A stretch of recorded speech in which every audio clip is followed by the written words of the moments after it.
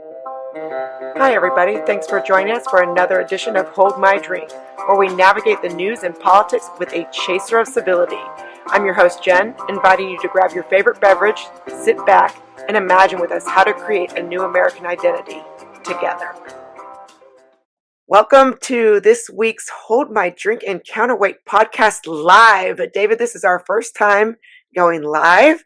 A little nerve-wracking. It is a little nerve-wracking, probably more so for Gabs than for us. And that's our guest today is Gabs Clark, goes by Gabs. We've got a lot to talk to her about. Gabs, first, did you bring a drink for this happy hour conversation? You know, I ordered a peach tea. So, well, you are visiting Texas, so that is very apropos. Good for you. David, what about you? You know, when my dad comes to visit, he always wants Southern Comfort. And so I have this bottle. It was very accessible. And I actually like it, so I poured myself a little glass. That's some SoCo. That is like some college. Yeah. Yeah. That's a college drink. Mm-hmm. Okay, I have to tell you, I'm very excited. I'm going out of my norm. I have got a mojito. Ooh, I love mojitos. But I'm a little bit worried that during this live broadcast, I'm going to get like a mint, leaf stuck in my teeth or like stuck on my lips. So yeah, thanks. We'll call you out if it happens. Okay. Yeah, because the screen is really small now. I can't really see myself. So let me know. Anyways, Gabs, I've been posting a lot about your fight about the First Amendment in Las Vegas. But before we even go there, can you just tell us a little bit about you? Who's Gabs Clark? And then from there, just introduce us into the battle that you are currently facing. Who am I? I know that's a big story, but a lot of people, I want to know you. A lot of people are talking about your First Amendment fight, but I give us a little bit of background on who you are. I'm originally from Houston. Okay. I'm originally from Houston, and I'm biracial. My mom is Black and my dad was white. And I lived in Houston up until in my 20s, and then I moved to Dallas for 10 years, and then I lived in Las Vegas for the rest of that time. And I'm a widow. My first husband was Black. My second husband was white, and he passed away. And I have 5 children. So, prior to all of this, I was excited about graduating my youngest son and moving on to pushing my last child, my daughter, into that direction, so I could, kind of be done with motherhood. In the earlier years, I had no idea that this was going to, be such a big part of my life. And at the beginning of the school year, I just started noticing things in my daughter's class. They were virtual learning that I was not happy with, and I started paying closer attention. And then I realized there were some very, very seriously troubling things going on, and I withdrew my daughter that minute from that school, and put her in another school. And I went to my son, and I asked what was going on in his class. And when he showed me, I was horrified. Mm-hmm. Describe what that is. I'd love to hear what you saw. Well, all of the materials, all of the class materials that I saw are all available on the website noleftturn.us under the Clark lawsuit. They're also, most of it is public record. I mean, there's all kinds of influencers and whatnot that have, tweeted about it and written about it and all that stuff. But essentially, I just saw things about race and gender and religion, just those types of things that I thought were highly inappropriate for a civics class. I thought that was highly inappropriate. But even with that, the slides and things notwithstanding, the assignment that they asked my son to do was the serious issue for me, the most serious issue for me, which was that he was instructed to list his identities, his race, religion, sexual gender, and disabilities, and then attach signifiers like privilege or oppressor to those identities. And you're not gonna do that to my kid. I don't know what. You're not gonna do that to my kid. You know. We were at that time. At that particular time, I had just finished recovering from a disability myself, for where I was in a wheelchair for years. And then COVID happened, so I had to stay home with my daughter and wasn't able to get a job. So we were living in a motel for a while. And when that happened, we were living in a motel and William was sleeping on a mat on the floor. There was nothing privileged about his life. His dad died when he was 1 year old. There's been nothing that you can attach any kind of privilege to. At the very least, the color of his skin. So that wasn't going to happen to one of my kids, and all of his siblings agreed. How did you handle it with the school? Other than, I know you took out your daughter, how did you convey your displeasure with the school? I told my sons what was happening. I told my kids what was happening, and they couldn't believe it. We discussed it as a family, and then I got in touch with the principal and the teachers, and I explained to them our position. And were they receptive, or did they just kind of show you the door? Well, we ultimately had to sue them. So, well, clearly, that's what I was wondering. I was wondering so how you showed them the door. Yeah. I mean, so obviously, it had to escalate to that point where they weren't receptive to what your son was going through. Right. Well, we asked for a remedy, and when we didn't get one, I followed the appropriate chain of command and documented everything. And when I didn't receive a remedy from anybody, and I got in touch with everybody. And when nobody would take me seriously, and they didn't understand that I was not kidding, I was dead serious. You're not going to do this to my kid.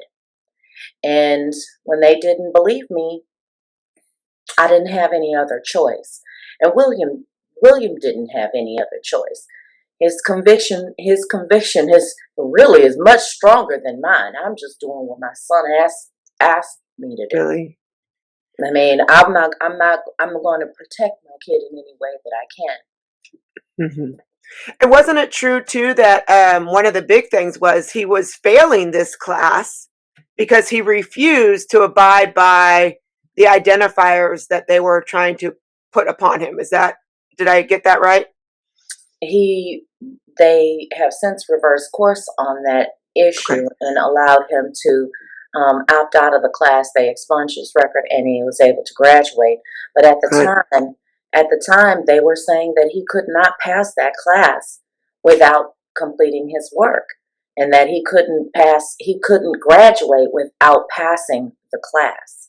And that was unacceptable to our family. And this class is a mandatory class. He had to take this class. It wasn't an elective or anything like that. No, it was a mandatory class. Okay.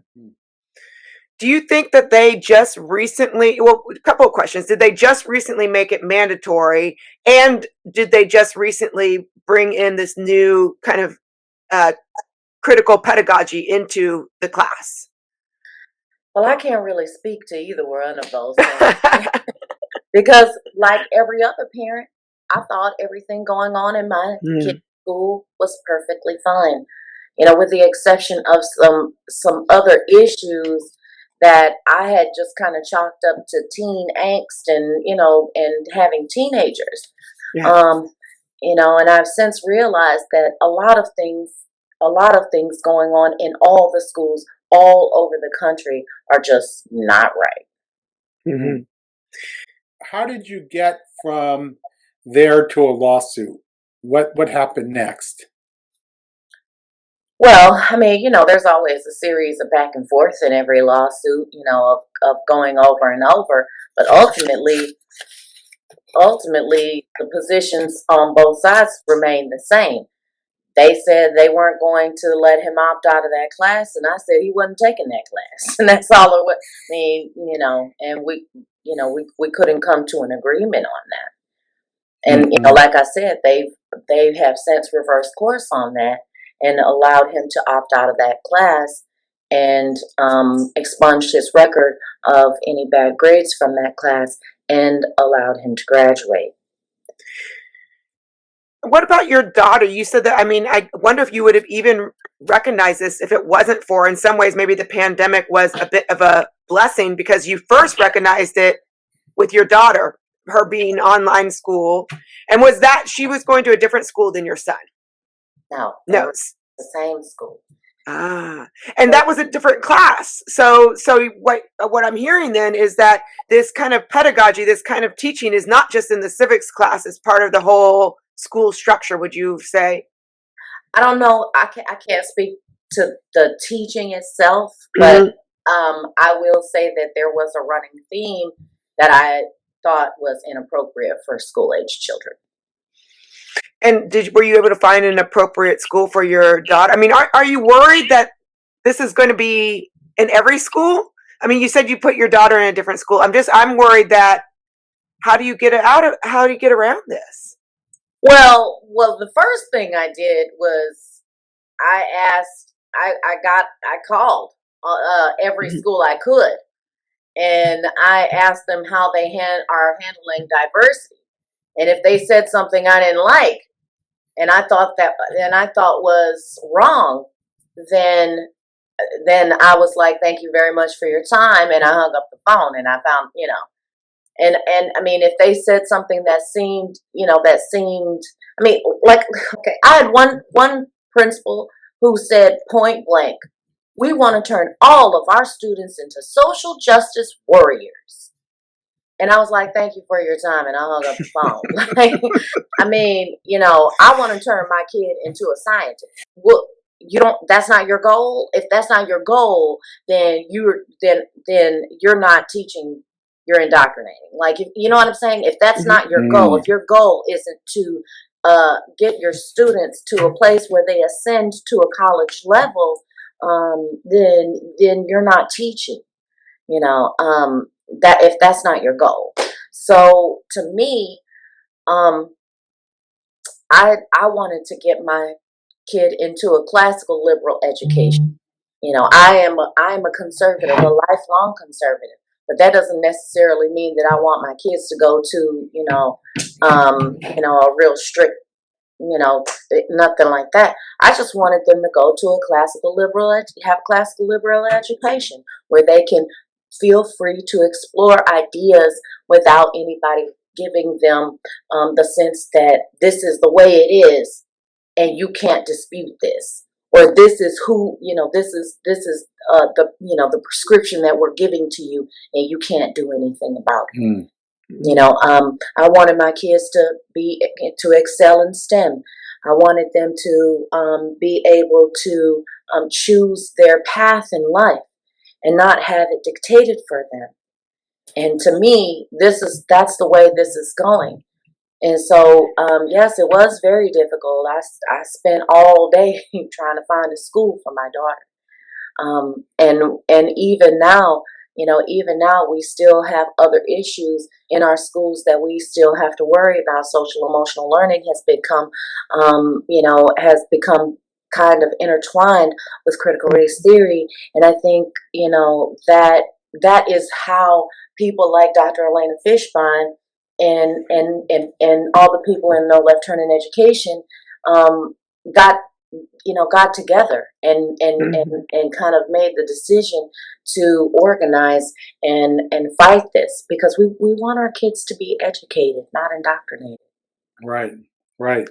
So you said at some point they reversed course and allowed your son to opt out of that class, but you're still in a lawsuit with the system. Can you explain the nature of the lawsuit? Well, we just filed an amended complaint, and I'm not a lawyer. I let them lawyer it up with all their no. um, I'm not I couldn't even begin to tell you about what all of that rigmarole means. But ultimately, we want justice for my son. Just because they decided to let him graduate, look at what we had to go through Right. for that to happen. We had to fight for his rights that should have been established and it should have been observed without us having to throw the most expensive temper tantrum in all of human history. Right. We should not have had to do that. It has severely disrupted our entire family's lives, and that's something that we should not have had to do. And we're going to continue because we don't want any other families to have to do it either. Yeah. You are giving your kids an alternative civics lesson. You realize that, though. Well, actually, ironically, I'm giving them the same lesson that their school was giving them. Their school told them to stand up for what you believe in and buck the system if the system is unjust. And that's exactly what William did. Yeah. Right. Yeah. Well, let me ask you something else, though, like with regards to civics, and specifically, we have Truth in Between, the organization that I founded, has done an alternative 1619 project. So we knew that 1619 was going to be put into the schools, put into civics classes, whatnot. And we said, so instead of saying ban it, let's say if you're going to do that, because we do, I believe, I don't say we, I believe, history is important. And I don't know that we've always done the best job of reviewing history. So we created the alternative 1619, which isn't just an alternative. It is here's 1619. So we literally took essay by essay. And we said, here, read this. All right, 1619 essay, but then read this. And then we had like kind of a update of, or not an update, that's the wrong word, but a follow up on why we paired those two. And for us, we thought that was an elegant solution to something that I think a lot of people who are introducing CRT or an evolution of CRT. We use that word, very loosely now. Some anti-racism or anti-white or whatever, what it's evolved into. So I think that if we're going to, their original concern was that we weren't dealing with history well. That's the original concern, and it's just kind of morphed from that into being race essentialism, and all the ugly things that you've had to deal with. Right. So would you say if there was a civics class that was like what I just explained, the alternative 1619 project, how would you feel about that? I mean, do you feel like we're doing a good job of teaching our kids about, their history or our history? No, I'm sorry, our history. Slavery is all of our history, right? All these ugly things are our history. Do you think we're doing a good job of that? And if we're not, how would you say that we could amend that from your point of view, from what you've seen as a mother? Well, I did homeschool my kids for several years. They've spent more time in homeschools and charter schools than they had in public schools by and large. And no, we're certainly not doing as good a job as we could be doing in anything as far as education goes, if we're to be honest. But a lot of, and I'm seeing this especially with Black conservatives that are saying, hey, look, you can't throw the baby out with the bathwater. We need to have a more comprehensive, accurately historical understanding of what America is. And I have to agree with that. I have to agree with that. But we don't need to do that by telling the Black kids they can't excel because white people won't let them. That's that is no.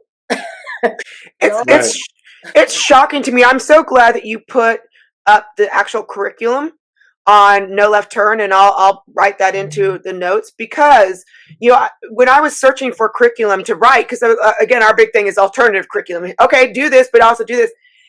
It's almost become a secret, Gabs. Like what the actual syllabus, like actually finding the syllabus is, it's a challenge. Which that right there should tell you there is something wrong, right? I mean, teachers will not put their syllabus up online.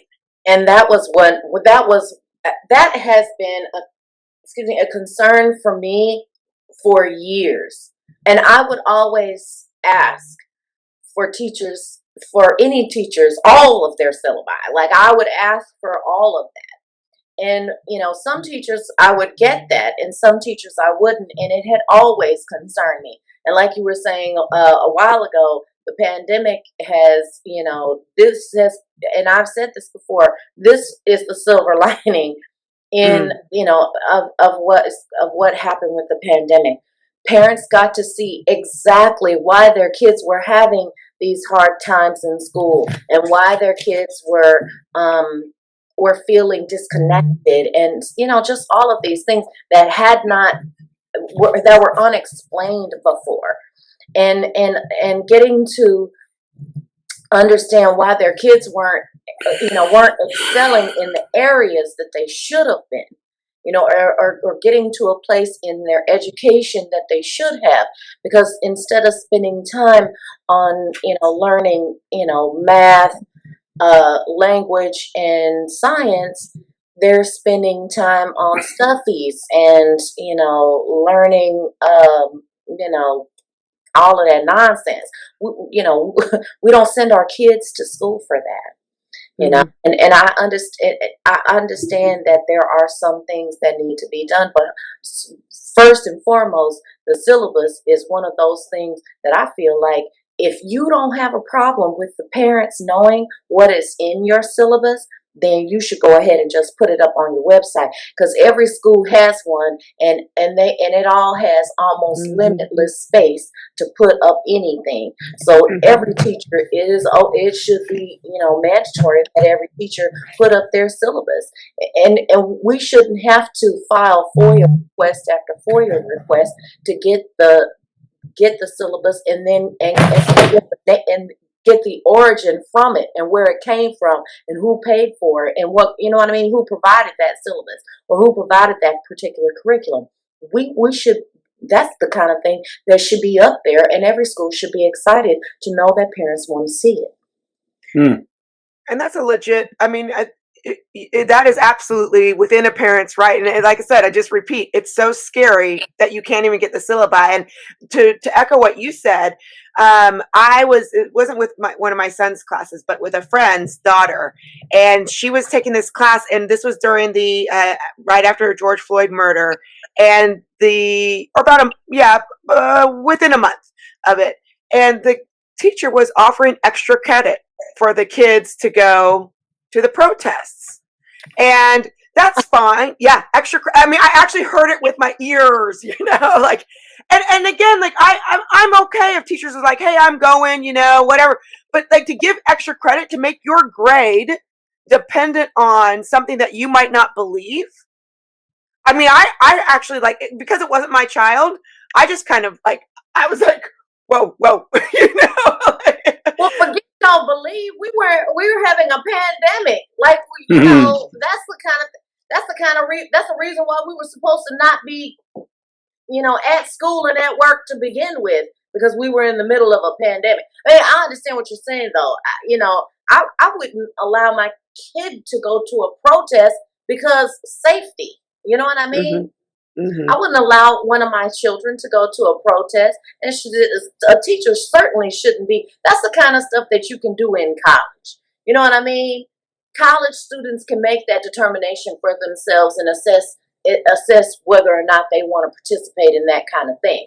But to require that of a kid, I don't understand why people are insisting that if they treat kids like adults, then they'll automatically be able to think like adults. No, they're children, and we should keep them as innocent as possible. And that includes, that sans the protests. You know what I'm saying? Let's let that, you know, happen later on. We don't need to, you know, turn our kids into and make, well, really make those kinds of decisions for them. You know, one of the things that I've prided myself on as a mother is being able to allow my children to see whatever and explore whatever avenue they feel is right for their conscience. You know, and they say if this is something they believe in, then I'll support that. One of my kids was a vegetarian for 7 years. And let me please tell you, I was not super excited about that. But as a meat eater, you know, I was not super excited about that. And I was not super excited about having to make 2 dinners every night. But, you know, I supported my child's interests because it was important to him when he told me, mother, I cannot, animals are my friends and I can't eat my friends. And I was like, you know what? There are alternatives. It's not, you know what I mean? I gave him some parameters. I said, you have to eat fish and you have to eat eggs. That was it. You know, and I think I told him he had to drink milk. And, you know, that was, so he did, so that was how we handled that. You know what I mean? Like, I feel like you can allow your children to go down their path without trying to force them into something in an unauthentic way. You understand what I'm saying? Mm-hmm. So where are you now with this lawsuit? I'm sorry to take it in a legal direction, but where you filed a lawsuit. Is it going before an equal opportunity commission? Is it going before, or is it going straight to the courts? Do you know what the timing of that is? What's that like? You mean like the EEOC? You talking about that? EEOC, yes. No, because we're not employees of the school. Right, so it doesn't go through that step. No. Yeah, I should know that one, but right, it only goes if you're an employee of a school system. Right, yeah, no, that's a Jody Shaw question. Yes, it is.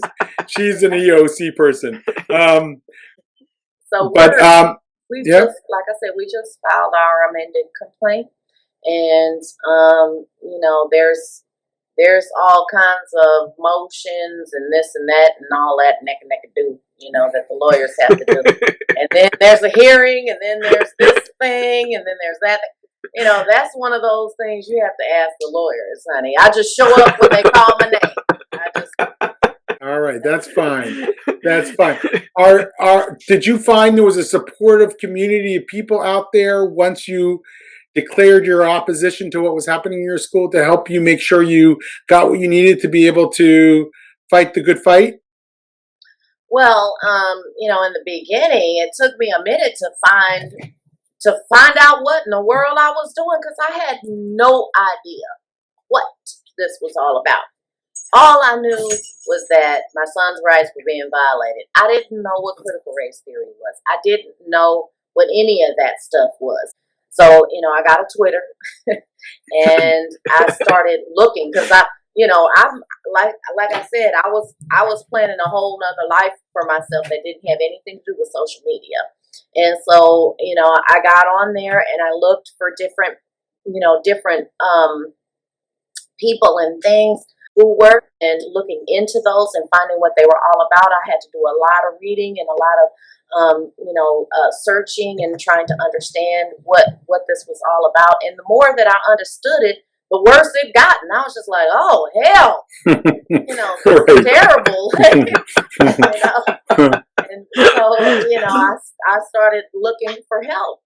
And you know, in so doing, I found it. You know, I found Dr. Borisenko, you know, Carlin Borisenko. I sent her everything I had. I sent a lot of stuff to a lot of people, but I sent everything that I had to her, and she did a video on it. And from there, after that, I saw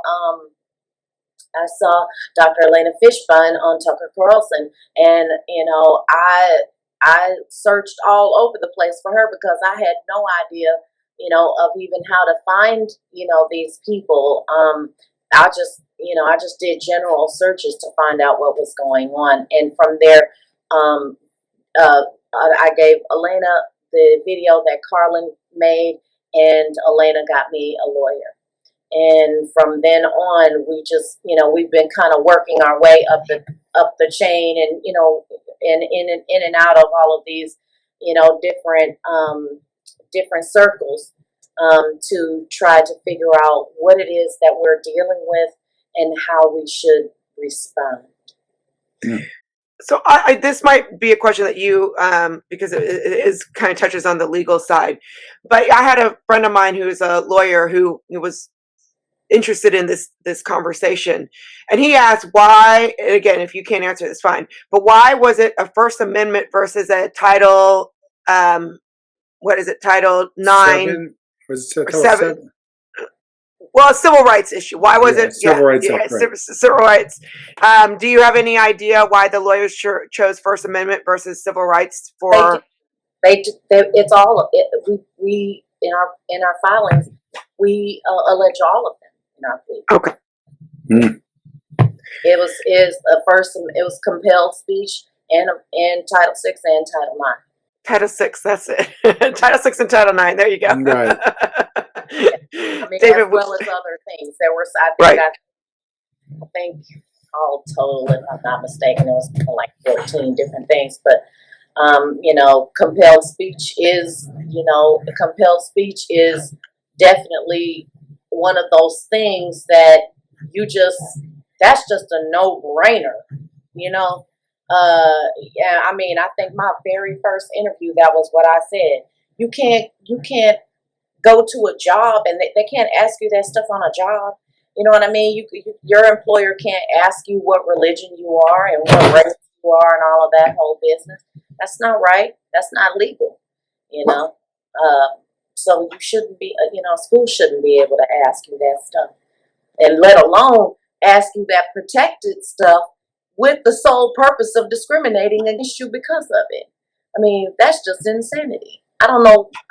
Even proponents of critical race theory have said what happened to my son is the absolute wrong way to introduce this kind of pedagogy.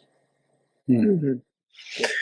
But I think it's becoming more and more, popular. You mentioned SEL, social and emotional learning, and we are both, David and I are friends with a friend here in Texas who is just left that field because he saw that was the gateway, if you will, for a lot of this. And the thing with social and emotional learning is it's not a class; it's again a pedagogy, so it covers everything. And so when you infuse that social and emotional learning, it kind of gets in without that critical thinking or without your knowledge. And so that's true. You used this word earlier, but that is indoctrination. Like, I'm fine talking about CRT or even bringing CRT as one lens. And David and I have, mentioned this several times, but where you don't even know what it is that you're being kind of taught we go back to, you can't find the syllabus anywhere.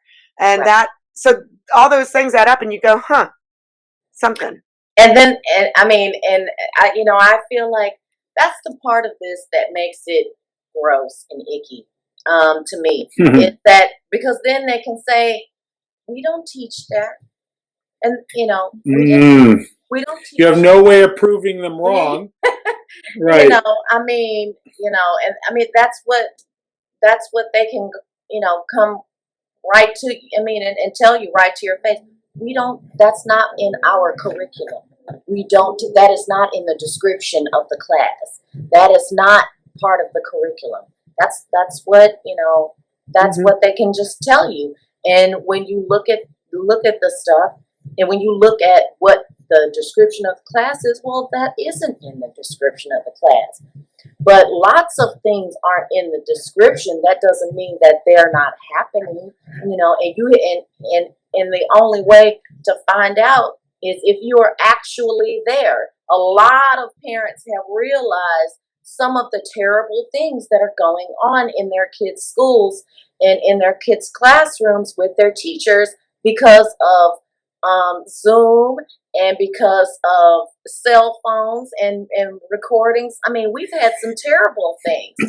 Teachers giving cupcakes to students who are gay only or who come out as, I mean, like, that's wrong, or teachers chastising one student for wearing a MAGA hat or whatever. You know what I mean? I don't care what kind of hat you have on. If unless it is something just really outlandish and despicable and disgusting, patriotic does not fall in that category. So I just can't even imagine chastising a child over something that you find distasteful. And like I said before, you can definitely express your opinions on how you feel about things as it pertains to education and even social issues. But where there's a problem is when you start to assign good and evil and right and wrong to it and make that a prescription. Like, just say this is how it is, and if you don't believe that, then you're wrong. Or you're bad. That is absolutely has no place in K through 12 education. I want to move from this a little bit and talk about you being a Black conservative. I mean, you probably have faced a little bit of pushback against that. Like, can you tell us a little bit more about your feelings around that? Like, what have you faced some isolation? I mean, it's sadly, I mean, well, not sadly, I mean, it's usually most people who are minorities tend to be vote Democrat. So I love the unicorns. I love to hear from the unicorns. You're a unicorn. So tell us your life as a Black conservative. I say I'm a lifelong conservative and I'm a lifelong Republican. However, prior to President Trump, I hadn't voted for a Republican in more than 10 years because I had felt like lots of Americans that, that they weren't representing what I believed in anymore, that they weren't doing the things that I felt like fall under, the conservative principles. And that was a lot of people. And, so when President Trump came along, it felt when he was talking to the Black community, when President Trump said, what do you have to lose? I'm looking around and I'm going, I ain't got nothing to lose around here. I mean, we were struggling. I was in a wheelchair. I couldn't get insurance. I couldn't afford Obamacare. My sons didn't have jobs. They had gone through all kinds of training programs and still couldn't find jobs. It was a mess. And we were struggling. We ended up losing everything. And, my daughter was going to a school. She was going to a school where they had decided to teach half the day in Spanish because they had so many Spanish-speaking students. And while there's nothing wrong with that for the Spanish-speaking students, my daughter didn't speak Spanish. So it was just like, what was I, how was I going to handle that? And I ended up sending her to a magnet school.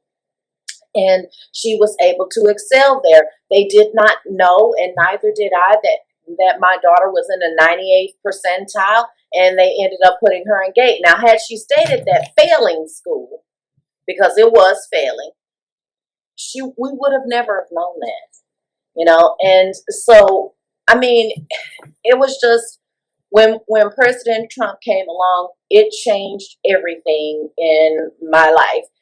He had only been, president for like a year, and everything started to change. One of my sons got a federal grant for a training program that wasn't available before. One of my sons got a job in a brand new restaurant that was built in an opportunity zone that wasn't, an opportunity that had been available before. One of my sons just got a great job because they hired everybody that came in because they needed people to work because the economy was good. And I was able to get a knee surgery that I had been denied several times, by Medicaid because they weren't doing knee and hip surgeries for people. They were just giving them pain meds and shots. And, the policies changed under President Trump, where people who had these minor surgeries got them so they could go back to work and not be lifelong dependents on the government. This is the kind of stuff. I mean, and when we talk about like being a Black conservative, those were some of the issues that we were facing, being poor, living, in the Black community, and having to deal with some of those things. People talk about jobs and all of that kind of stuff, and why can't you get a job, when a Democrat is president? Well, theoretically you can. But if you don't have a car and you don't have bus fare, and you found a job, but that job is 2 hours away by bus, and you got to walk 45 minutes to get to a bus, what is the likelihood that you're going to be able to keep that job? Oh, and by the way, you got, a disabled mother at home, and you know what I mean? So it was just, those are some of the issues that people face. And, I when I think about my conservatism and how it affects me and how it affects my life, there's a line. There's this weird line that, I've got white kids, so I'm protecting them from some of the exact same things that I'm supposed to be in favor of because I'm Black. You know what I mean? And it's just like, no, I'm not going to be in favor of, of scapegoating my kid. And I'm certainly not going to be in favor of you telling my other kids that they can't do better because some imaginary system is keeping them down. The system doesn't have to keep them down. We changed that very quickly under President Trump. And I think it was Sonny Johnson who was talking to President Trump about this, and she told him what was happening. When you give money to these, when you give these grants to these cities, these Democrat-run cities, we still got to go through a Democrat to get them. So we don't have access to capital for businesses, or there's not the same kind of access or you have to grease the right palms in a Democrat district in order to get this business built. You know what I mean? That somebody else may not have to do.